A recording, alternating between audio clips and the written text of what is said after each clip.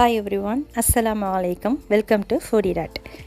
இன்றைக்கி foodie டாட்டில் குவே lapis, அதாவது traditional மலைய ரெசிபி குவே லாப்பிஸ் எப்படி செய்யலான்னு பார்க்கலாம். அது சிங்கப்பூர் மலேசியாவில் இருக்கிற எல்லாருக்குமே இந்த ரெசிபி நல்லா தெரியும்.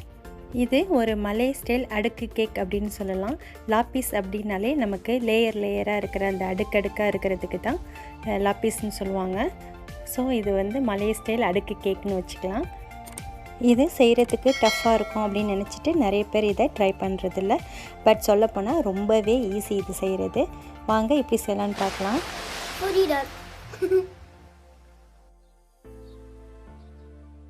குவே லாப்பிஸ் பண்ணுறதுக்கு ஒரு பாத்திரத்தில் 600 ml தண்ணி சேர்த்துருக்கேன்.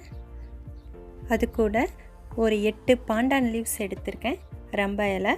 அதை இப்படி முடிச்ச மாதிரி நாட் போட்டுட்டு அதை தண்ணிக்குள்ளே சேர்த்துறேன்.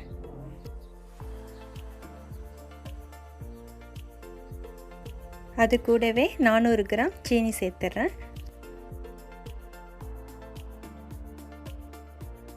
இப்போது நம்ம சேர்த்துருக்கிற சீனி கம்ப்ளீட்டாக கரையணும். அதுக்கப்புறம் நம்ம ஆட் பண்ணியிருக்கிற ரம்ப இலையோட ஃப்ளேவர்ஸ் எல்லாமே இந்த தண்ணியில் இறங்கணும். அது வரைக்கும் ஒரு 5 to 7 மினிட்ஸ் அப்படியே கொதிக்கட்டும். இப்போ பார்த்திங்கன்னா அந்த இலையோட எசன்ஸ்லாம் இறங்கினதுனால நல்லா வாசமாக இருக்குது.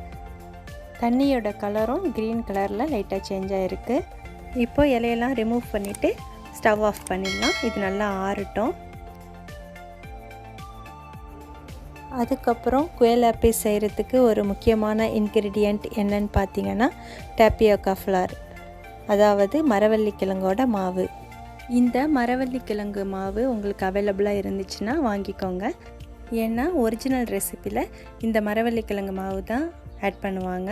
அப்போ தான் குவே லாப்பிஸ் நல்லா பர்ஃபெக்டாக நமக்கு கிடைக்கும். அப்படி ஒரு வேளை உங்களுக்கு இந்த மாவு கிடைக்கல அப்படின்னா எப்படி வீட்டிலையே நம்ம குவே லாப்பிஸ் பண்ணலாம் அப்படிங்கிறத பார்க்கலாம். இங்கே 250 கிராம் ஜவ்வரிசி எடுத்திருக்கேன். இந்த ஜவ்வரிசியை ஒரு கடாயில் போட்டு சூடு பண்ணி எடுத்து வச்சுருக்கேன். என்கிட்ட சின்ன ஜவ்வரிசி தான் இருந்துச்சு, ஸோ நான் அதை எடுத்திருக்கேன். உங்ககிட்ட பெரிய ஜவ்வரிசி இருந்தாலும் யூஸ் பண்ணிக்கலாம். இப்போது இது நல்லா ஆறிடுச்சு. இதை ஒரு மிக்ஸி ஜாரில் சேர்த்து நல்லா ஃபைன் பவுடராக அரைச்சி எடுத்து வந்துடலாம். இதை அரைச்சதுக்கப்புறம் ஒரு ஜல்லடையில் நல்லா சலிச்சு எடுத்துக்கோங்க. நல்லா ஃபைன் பவுடராக இருந்தால் தான் நமக்கு குவே லாப்பிஸ் நல்லா ஸ்மூத்தாக கிடைக்கும். இங்கே நம்ம ரெடி பண்ணி வச்சுருந்த சுகர் சிரப் நல்லா ஆறிடுச்சு.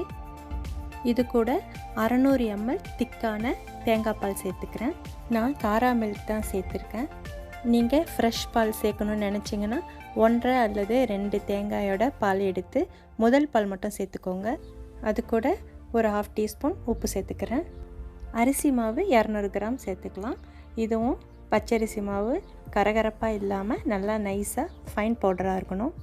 அதுக்கப்புறம் நம்ம ரெடி பண்ணி வச்சுருந்த ஜவ்வரிசி மாவு அது 250 கிராம் இதில் சேர்த்துக்கலாம். இப்போ எல்லாத்தையும் நல்லா மிக்ஸ் பண்ணிக்கலாம். இந்த மாதிரி ஒரு விஸ்க் யூஸ் பண்ணி இல்லைன்னா கையால் கூட கட்டி இல்லாமல் நல்லா கரைச்சிக்கலாம். நம்ம மைதா தோசைக்கெல்லாம் எப்படி மாவு கரைப்போமோ அந்த கன்சிஸ்டன்சியில் இருந்தால் கரெக்டாக இருக்கும். இப்போது இதை வடிகட்டிக்கலாம். இதில் ஏதாவது லம்ஸ் இருந்தாலும் வந்துடும்.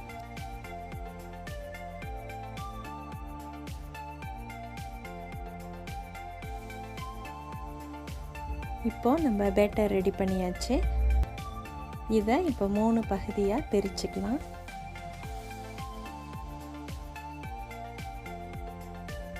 அதில் ஃபுட் கலர் ஆட் பண்ண போகிறோம். ஒரு பவுலில் ரெட் கலர் ஆட் பண்ணிக்கிறேன், இன்னொரு பவுலில் க்ரீன் கலர் ஆட் பண்ணியிருக்கேன். இந்த ரெசிபிக்கு மஸ்ட்டு நம்ம ஃபுட் கலர் சேர்த்து தான் ஆகணும். ஃபுட் கலர் இல்லாமல் குவே லாப்பிஸ் கிடையாது. இப்போது ரெட்டு, க்ரீன் அண்ட் ஒயிட் இப்படி 3 கலரில் பிரித்து வச்சுருக்கேன். இதை நம்ம ஸ்டீம் குக் தான் பண்ண போகிறோம். அதுக்கு ஒரு இட்லி பாத்திரம் மாதிரி ஏதாவது ஸ்டீம் பண்ணுற மாதிரி ஒரு பாத்திரம் எடுத்துக்கோங்க. இதை லிட்டு போட்டு ஒரு 5 நிமிஷம் தண்ணியை சூடு பண்ணிக்கலாம். அடுத்து குவே லாப்பிஸ் செய்கிறதுக்கு நான் ஒரு கிளாஸ் கண்டெய்னர் எடுத்திருக்கேன். அதில் ஆயில் போட்டு க்ரீஸ் பண்ணிக்கிறேன். நான் வீடியோக்காக கிளாஸ் வேறு எடுத்திருக்கேன். நீங்கள் உங்ககிட்ட இருக்கிற எந்த மெட்டல் பாத்திரம் எது வேணுமோ யூஸ் பண்ணிக்கோங்க. இப்போது மூடி போட்டு ஒரு 2 நிமிஷம் வச்சிடலாம். நம்ம வச்சுருக்கிற அந்த பாத்திரம் சூடு ஏறட்டும். இப்போ ஃபஸ்ட்டு லேயராக நம்ம ரெடி பண்ணி வச்சுருந்த பேட்டரை சேர்த்துக்கலாம்.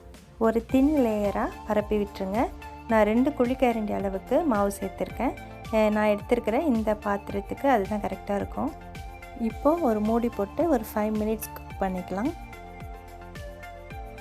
இப்போது ஒரு 5 மினிட்ஸ் கழித்து இந்த மாதிரி ஒரு கரண்டி வச்சு டச் பண்ணி பாருங்கள். கொஞ்சம் கூட நல்லா ஒட்டாமல் ஃபர்மாக இருக்கும்.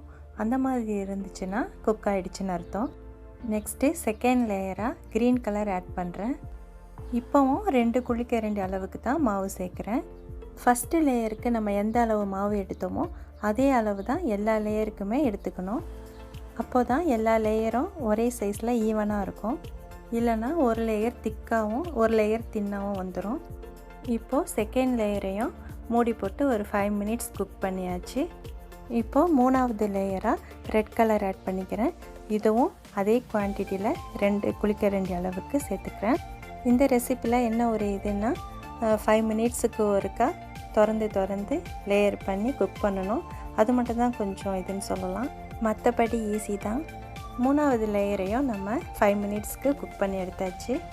இப்போது ஃபஸ்ட்டு பேட்ச் முடிஞ்சிடுச்சு. அடுத்து செகண்ட் பேட்ச்லையும் ஃபஸ்ட்டு ஒயிட் கலர், 2வது க்ரீன் கலர், 3வது ரெட் கலர் இப்படி சேர்த்து லேயர் பண்ணி 5 நிமிஷம் குக் பண்ணி எடுத்துக்க வேண்டியது தான். அதே மாதிரி 3வது பேட்ச்லேயும் பார்த்திங்கன்னா ஃபஸ்ட்டு ஒயிட் கலர் சேர்த்துட்டு 5 நிமிஷம் குக் பண்ணிக்கலாம். 2வது க்ரீன் கலர் சேர்த்துட்டு 5 நிமிஷம் குக் பண்ணிக்கலாம். 3வது ரெட் கலர் சேர்த்து 5 நிமிஷம் குக் பண்ணி எடுத்துக்கலாம். எனக்கு இந்த குவே லாப்பிஸ் செய்கிறதுக்கு 45லேருந்து 50 மினிட்ஸ் வரைக்கும் ஆச்சு. நான் கிளாஸ் கண்டெய்னர் எடுத்ததுனால ஒவ்வொரு லேயருமே 5 மினிட்ஸ் எடுத்துச்சு குக் ஆகிறதுக்கு. நீங்கள் மெட்டல் அல்லது கேக் டின் யூஸ் பண்ணிங்கன்னா 3 மினிட்ஸ் கூட போதும் குக் ஆகிறதுக்கு. இப்போ குவே லாப்பிஸ் ரெடி ஆகிடுச்சு. இதை 2 ஹவர்ஸ் கம்ப்ளீட்டாக ஆற விட்டுட்டு அதுக்கப்புறம் கட் பண்ணலாம். நீங்கள் பிளாஸ்டிக் நைஃப் யூஸ் பண்ணி கட் பண்ணுங்கள். அப்படி உங்கள்கிட்ட பிளாஸ்டிக் நைஃப் இல்லைன்னா ஒரு பிளாஸ்டிக் கவரை இந்த மாதிரி நைஃப் மேலே போட்டுட்டு கட் பண்ணுங்கள். அப்போ தான் ஒட்டாமல் நல்லா ஸ்மூத்தாக கிடைக்கும். அவ்வளோதான், நம்ம குவே லாப்பிஸ் சூப்பராக ரெடி பண்ணியாச்சு. பாருங்கள் எவ்வளோ லேயராக தனித்தனியாக பிரிக்க வருதுன்னு. இங்கே சின்ன பிள்ளைங்க எல்லோரும் இந்த மாதிரி தான் லேயரை தனித்தனியாக பிரித்து விளையாட்டுத்தனமாக சாப்பிடுவாங்க. சில பேர் பார்த்திங்கன்னா இந்த ரெசிபிக்கு மரவள்ளி கிழங்கு மாவுக்கு பதிலாக மைதா, கார்ன்ஃப்ளவர் இதெல்லாம் கூட யூஸ் பண்ணி இந்த ரெசிபி செய்கிறாங்க. அதெல்லாம் இந்த அளவுக்கு டேஸ்ட் இருக்காது, டெக்ஸ்சரும் இந்த அளவுக்கு இருக்காது. அப்புறம் உங்ககிட்ட நிறையா ஃபுட் கலர் இருந்துச்சுன்னா இந்த மாதிரி ரெயின்போ லாப்பிஸ் கூட செய்யலாம். ஒரு லேயர் ஒயிட் கலரும் இன்னொரு லேயர் உங்களுக்கு பிடிச்ச ஏதாவது ஒரு கலர் சேர்த்து மாற்றி பண்ணிங்கன்னா இந்த மாதிரி ரெயின்போ லாப்பிஸ் கிடைக்கும். இந்த குவே லாப்பிஸை இனிமேல் கடையில் வாங்காமல் நீங்களே வீட்டில் ஈஸியாக செய்யலாம். கண்டிப்பாக வீட்டில் இதை நீங்கள் ட்ரை பண்ணி பாருங்கள். நம்ம கடைகளில் வாங்குகிற மாதிரியான அதே டேஸ்ட்டில் நமக்கு கிடைக்கும். இது நேஷ்னல் டேக்காக சிங்கப்பூர் ஃப்ளாக்கு குவே லாப்பிஸில் பண்ணது உங்களுக்காக ஷேர் பண்ணியிருக்கேன். இந்த ரெசிபி உங்களுக்கு பிடிச்சிருந்தால் லைக் பண்ணுங்கள், உங்கள் ஃப்ரெண்ட்ஸ் கூட ஷேர் பண்ணிக்கோங்க. ஃபுடி டாட்டா மறக்காமல் சப்ஸ்கிரைப் பண்ணிடுங்க. தேங்க்யூ ஸோ மச் ஃபார் வாட்சிங்.